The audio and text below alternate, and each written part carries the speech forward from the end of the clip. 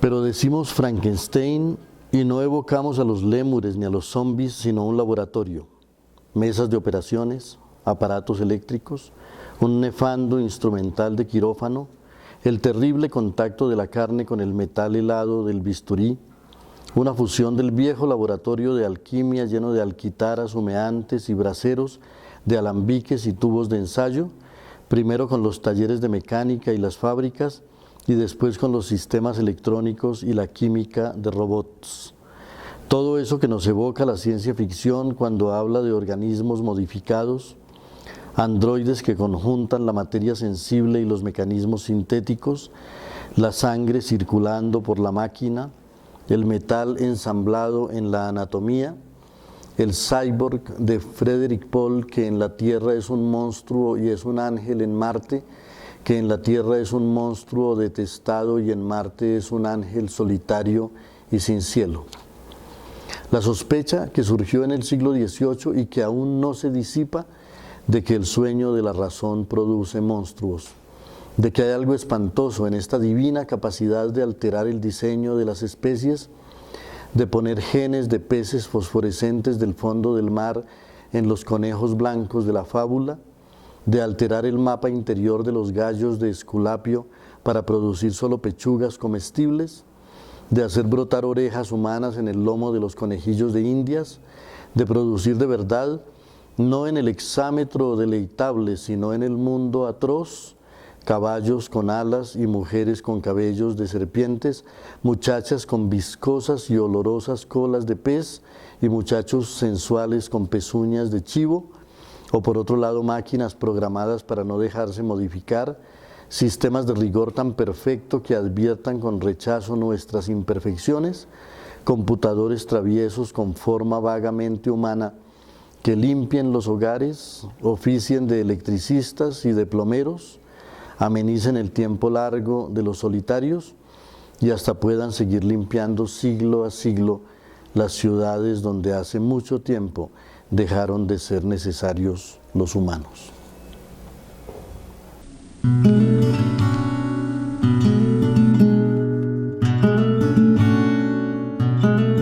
Buenos días, bienvenidos a Historias por Contar. En esta ocasión tenemos una visita que nos honra, no solamente al programa sino a la ciudad. Es el caso del escritor William Ospina, que nos trae su más reciente novela, El año del verano que nunca llegó.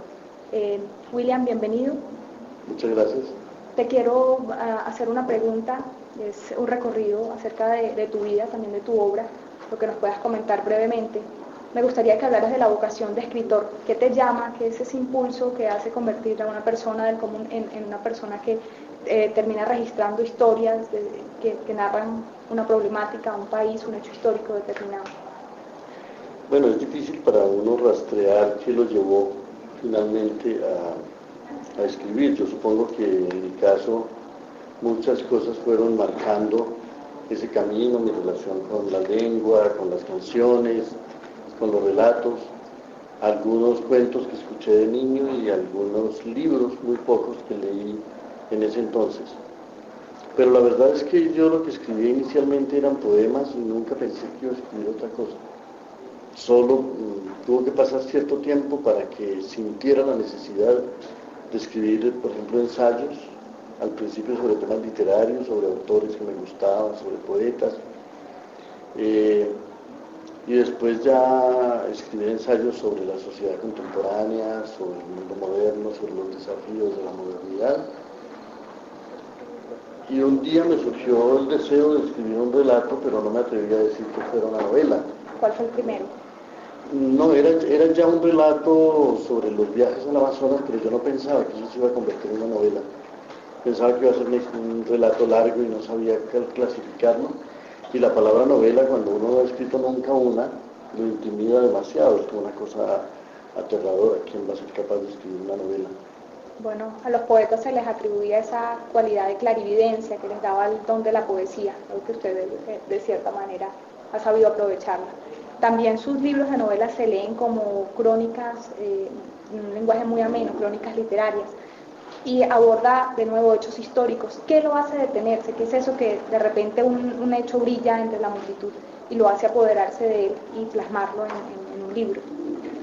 Yo creo que el verdadero secreto para un escritor consiste en no saberlo, no saber cuál es la causa que hace que entre 100 árboles, un árbol le llame a uno la atención, que entre 100 hechos, un hecho le llame a uno la atención, que entre 100 rostros haya uno que le diga a uno cosas que otros rostros no le dicen. Porque, bueno, podría uno invocar al doctor Freud y pensar que hay un montón de recuerdos ocultos que a veces uno cree descifrar en algunas imágenes de la realidad o en algunos hechos de la realidad. Y es muy posible que haya algo de eso, pero para un escritor es importante que haya algo oculto, que él no tenga todas las claves de lo que está haciendo, no sepa explicar muy bien por qué se obsesionó con este tema.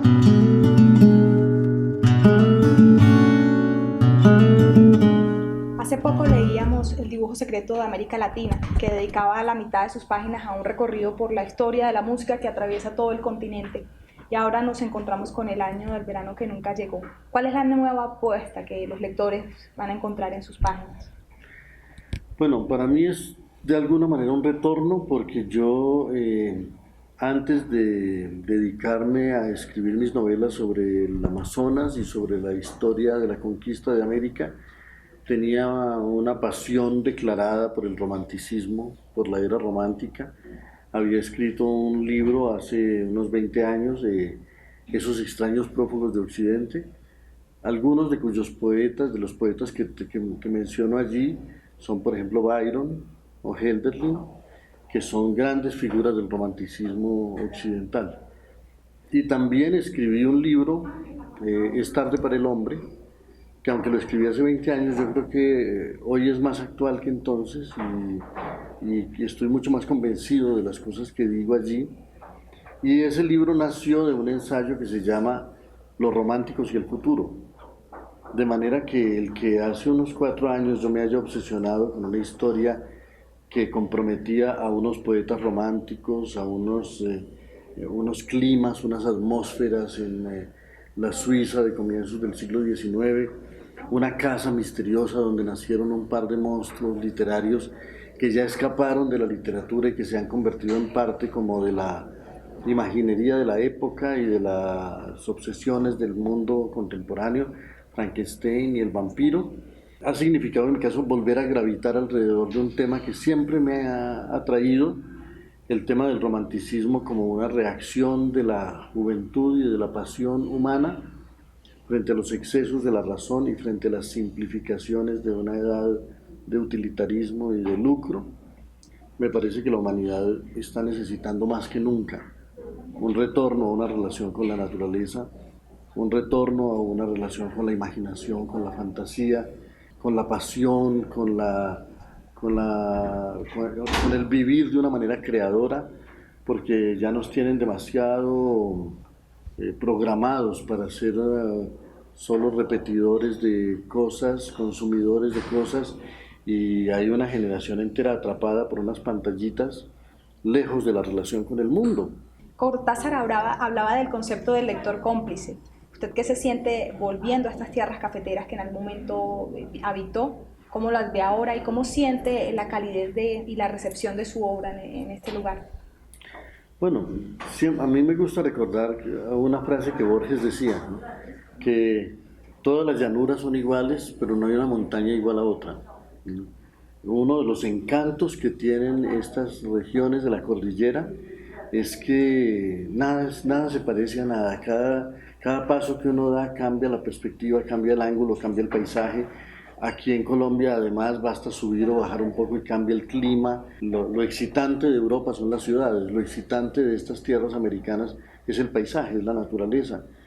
Bueno, y respecto al tema de la paz, sabemos que usted es uno de los intelectuales colombianos pues, que apoya de cierta manera este momento de transición y de diálogos, que es con el que esperamos un posible cese al conflicto. Yo he sido partidario de la solución negociada del conflicto desde hace muchos años y estoy absolutamente convencido de que solo a través de una negociación será posible ponerle fin a esa guerra y silenciar esas armas y construir las bases de una reconciliación.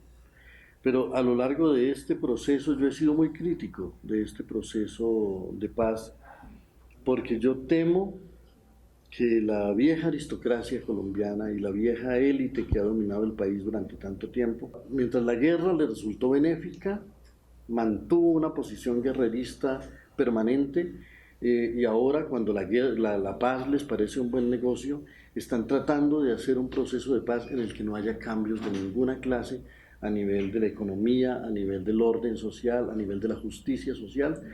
Entonces, lo que quieren es silenciar las armas y beneficiarse de que el país termine la guerra, pero me parece que es más en la defensa de sus intereses que por el deseo de verdad de darle una oportunidad nueva a un país que durante mucho tiempo ha estado postrado en la exclusión, en la falta de oportunidades, en la injusticia de toda índole.